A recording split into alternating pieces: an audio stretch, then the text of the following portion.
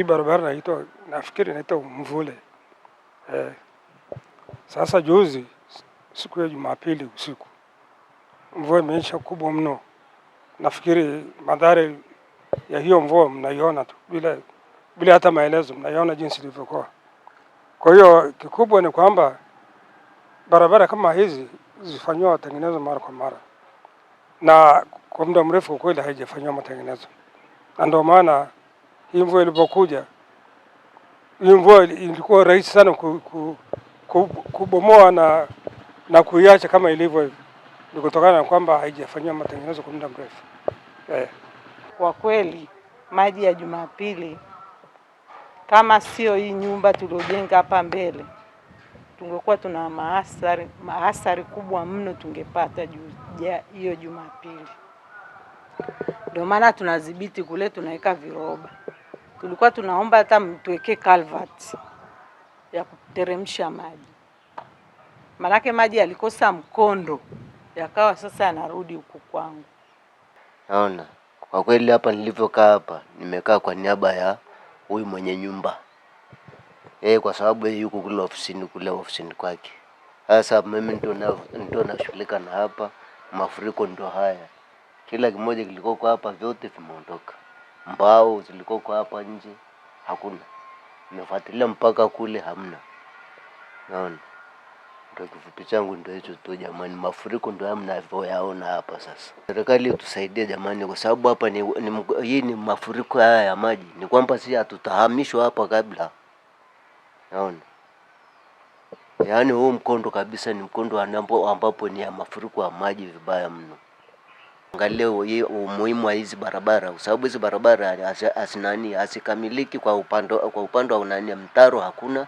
Kwa hiyo maji yakitoka kule yanakuja moja kwa moja kuja kuharibu mbinu za barabara huko jamani. Kwa hakika tumeweza kupata athari kutokana na mafuriko ambayo yameweza kupita au kucross katika mtaa wetu. Mtaa wa Korongoni una barabara nyingi, lakini barabara hii ya Bishop au Tamamu kwa kweli imeathirika kikubwa sana, na hata imepelekea changamoto kubwa, ikiwa ni pamoja na magari ya shule kushindwa kufikisha watoto shuleni. Tuna shule mbili, tuna St. Marysiana, shule ya kanisa Katoliki, tuna shule ya msingi Korongoni. Kama hii shule ya kanisa St. Marysiana, magari yameishia barabarani kabisa, umbali mkubwa. Kwa hiyo watoto wadogo wamelazimika kutembea umbali mrefu kuelekea shuleni kwa ajili ya barabara. Lakini changamoto kubwa ya barabara hizi ni mitaro.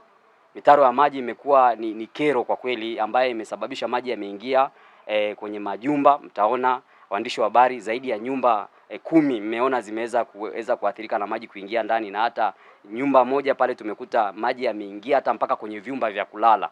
Hiyo ikionekana kabisa barabara ni wazi imekosa mwelekeo wa maji, namna ya maji. Mitaro ile imekuwa ni haina kabisa, yani barabara nyingi hazina. Lakini barabara hii ya Bishop nimejaribu kuizungumzia mwaka jana, miezi ya awali kabisa, walifika watu wa TARURA na walijaribu kupita na niliwatembeza kwenye barabara ile, lakini sikufahamu kwamba aidha ni budget haikuweza kukaa sawa. Kwa kweli mimi kama diwani wa kata hii, kuna jitihada ambazo tumefanya, ikiwemo jitihada ya kuwashirikisha TARURA, na bahati nzuri kwa kushirikiana na mwenyekiti wetu wa mtaa amekwisha onana na TARURA, akazunguka nao yeye kama mwenyekiti.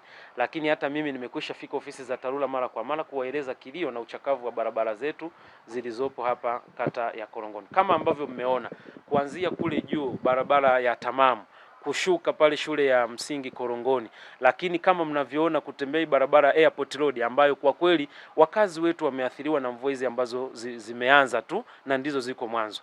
Na hii yote ni kwa sababu barabara zetu hazijarekebishwa kwa muda mrefu. Barabara zetu hazina mitaro. Kwa hiyo barabara ndio imegeuka kuwa mtaro, vikalavati vimeziba. Kwa hiyo maji yote yanayokuja, badala ya kufuata mkondo wa maji yote yanakatiza katikati ya barabara na yanakuja yanawavamia wananchi.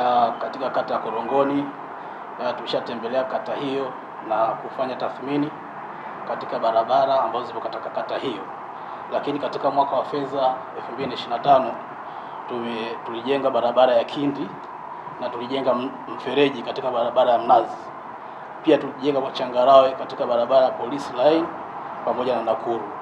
Pia katika mwaka wa fedha 26-27 tumepanga kujenga kilomita 2 katika barabara hizo katika kata hiyo.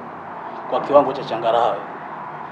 Pia tunafahamu kata hiyo ina changamoto nyingi, lakini changamoto hizo tutakuwa tunazipunguza kidogo kidogo kulingana na upatikanaji wa bajeti.